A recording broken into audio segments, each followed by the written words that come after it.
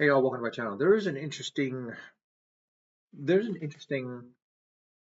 I want to say, article that I was reading in the Atlantic, and Paul Skeens um, is apparently he's not available. The Pirates have put it out basically that he's not available. Skeens is not available for trade, but at the same time, Pittsburgh knows. I mean, they have him for 3 or 4 years, uh, but at the same time, they know in those 4 years, unless they build something around him in those next 3 4 years, they're not going to be competitive enough, and they're not going to be able to pay him $300 to $400 million.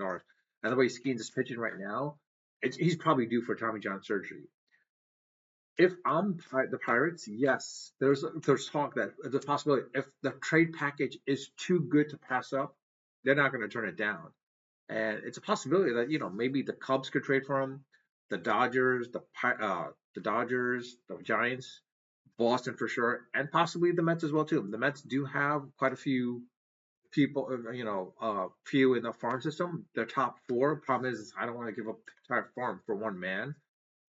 But he would be the most dominant pitcher that would be there. If there's a way for the Mets to get Skeens, that'd be great. But I don't know what you would have to surrender to get him. That's my concern.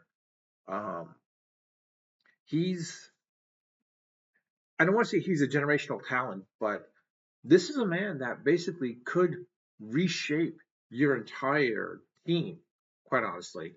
Like Soto can reshape your entire team. Look what Otani has done. But this is Skeens. He can reshape your entire team basically based on the fact that if he gets enough wins and you have the offense behind you, you can get, you'll definitely get 20 wins right out of him at that point, quite honestly.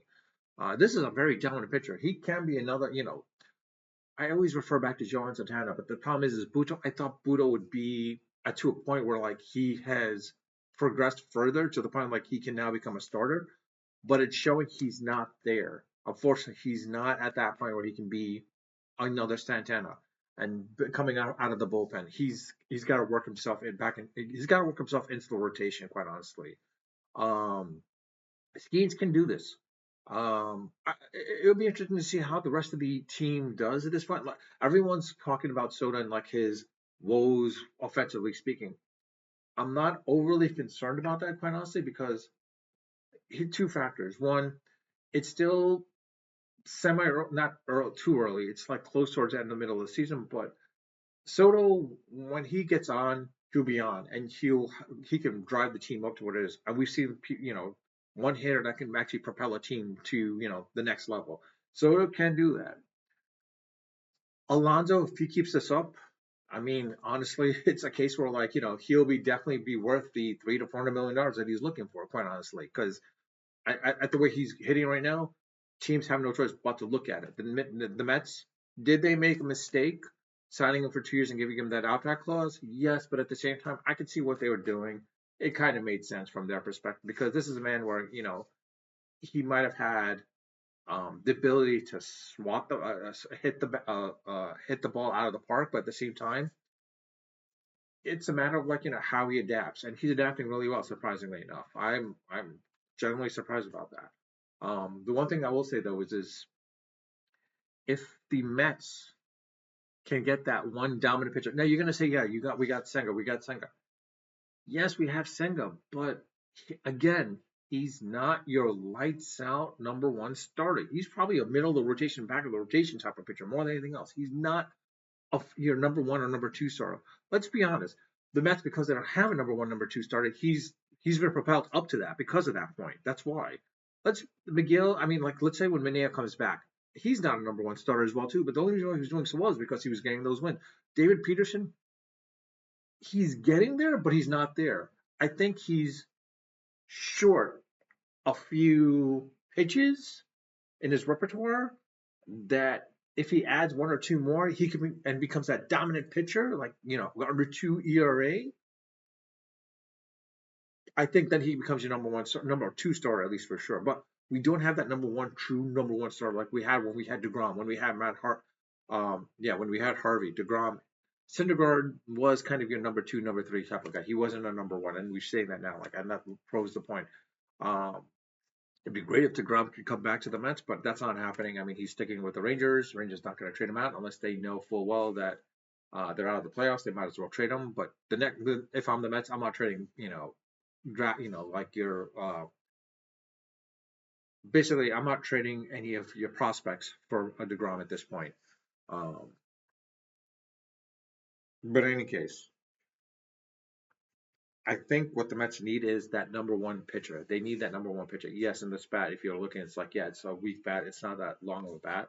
It's really just a practice bat more than anything else. I forgot where I got it. It's called Barnett Sports. I don't know where I got it from. I think it might have been on yeah, it might have been on Amazon at that time.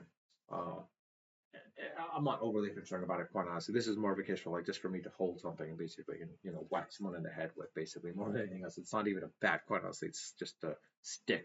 Uh, what's it called? A stick ball. Using it for stick ball more than anything else. But in any case, um, I don't know. Like this is a case where I think the Mets they can go far. I think they can go far. The pitching, I'll be honest, I'm a little surprised that the pitching is under three. ERA wise, they're under three. That's pretty impressive, massively impressive.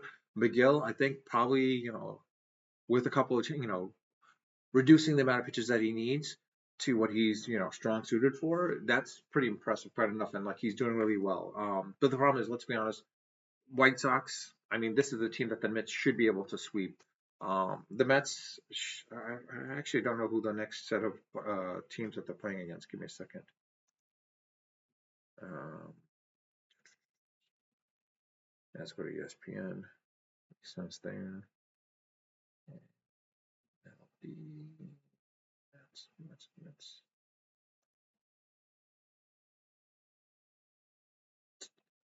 Sometimes the ESPN website sucks. They got to make it better. I don't know who else uses what exactly, or what anyone uses. Schedule. Here we go. Next schedule after the White Sox is Colorado. All right. So basically, the Mets should win tonight, and they should sweep the Colorado Rockies the next three games. They should have six, like literally a 6 game winning streak going on at this point. Then after that, then they play Los Angeles. Oh, and at Dodger Stadium. I would love to go to that game, but it's gonna be a little late for me. Uh, I would love to go to that game actually, possible. I might try to see if I can go to a Tuesday, Wednesday game. Thursday game is a 4:10 there, which means if it's 4:10 in East, it would be 1:10 here. Probably can get away with getting out early that day, possibly. I don't know. We'll see. And then after the Dodgers, then they play Colorado again, so they should be able to beat the Colorado Rockies. The Nats they play against, which will be a little tricky. Tampa Bay, Atlanta. This is the true test. Come June 17th to June 26th. They play against the Braves, Philadelphia Phillies, and then Braves again for a game set there as well too. That'll be their true test. If the Mets can come out, maybe 10 games, they win 10 games out of that 13 game set between the Braves and Phillies. I'll be generally good with that at that. Quite honestly, I'll be generally good at that. Um, but I guess we'll see what happens with that. But from the perspective of, like I said, I think the Mets need. I don't know what you surrender to get a pitcher, a number one pitcher into the Mets rotation, but right now it's not going to be there. Stearns, let's see what Stearns does. I'll be interested to see what Stearns does at this point. Uh, Let me know your thoughts. What are your thoughts of like the Mets right now? Like I do like them making I do like them making the playoffs, but do I see them getting past the Dodgers or even for that matter the Phillies or Braves? Only time will tell. Let's see what happens. Leave your comments in the comment section. I do read them all. I do respond to them all when I do read them all. I respond to when they want a response. If you like my video, please hit the like button. If you haven't subscribed, please hit the subscribe button. If you have, I thank you for that. But with that, I'll leave it at that. Unfiltered, unedited, of course, always unrehearsed. Until next time.